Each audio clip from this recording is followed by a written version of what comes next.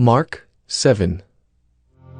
Now when the Pharisees gathered to him with some of the scribes who had come from Jerusalem, they saw that some of his disciples ate with hands that were defiled, that is, unwashed.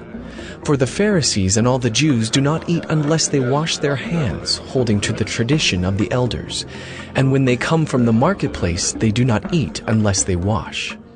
And there are many other traditions that they observe, such as the washing of cups and pots, and copper vessels and dining couches. And the Pharisees and the scribes asked him, "Why do your disciples not walk according to the tradition of the elders, but eat with defiled hands?"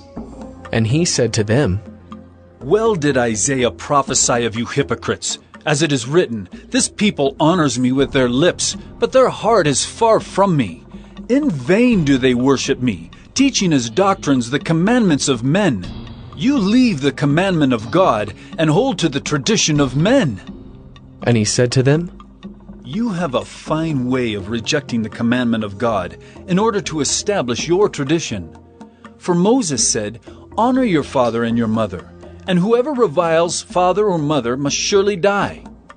But you say, If a man tells his father or his mother, Whatever you would have gained from me is Corban, that is, given to God, then you no longer permit him to do anything for his father or mother, thus making void the word of God by your tradition that you have handed down, and many such things you do.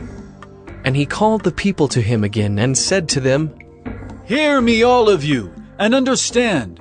There is nothing outside a person that by going into him can defile him. But the things that come out of a person are what defile him. And when he had entered the house and left the people, his disciples asked him about the parable. And he said to them, Then are you also without understanding? Do you not see that whatever goes into a person from outside cannot defile him, since it enters not his heart, but his stomach, and is expelled? Thus he declared all foods clean. And he said, What comes out of a person is what defiles him. For from within, out of the heart of man, come evil thoughts, sexual immorality, theft, murder, adultery, coveting, wickedness, deceit, sensuality, envy, slander, pride, foolishness. All these evil things come from within, and they defile a person. And from there he arose and went away to the region of Tyre and Sidon. And he entered a house and did not want anyone to know, yet he could not be hidden. But immediately a woman whose little daughter had an unclean spirit heard of him, and came and fell down at his feet. Now the woman was a Gentile, a Syrophoenician by birth. And she begged him to cast the demon out of her daughter.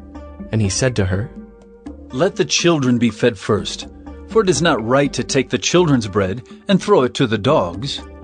But she answered him, Yes, Lord, yet even the dogs under the table eat the children's crumbs. And he said to her, For this statement you may go your way. The demon has left your daughter. And she went home and found the child lying in bed and the demon gone. Then he returned from the region of Tyre and went through Sidon to the Sea of Galilee in the region of the Decapolis. And they brought to him a man who was deaf and had a speech impediment, and they begged him to lay his hand on him. And taking him aside from the crowd privately, he put his fingers into his ears, and after spitting, touched his tongue.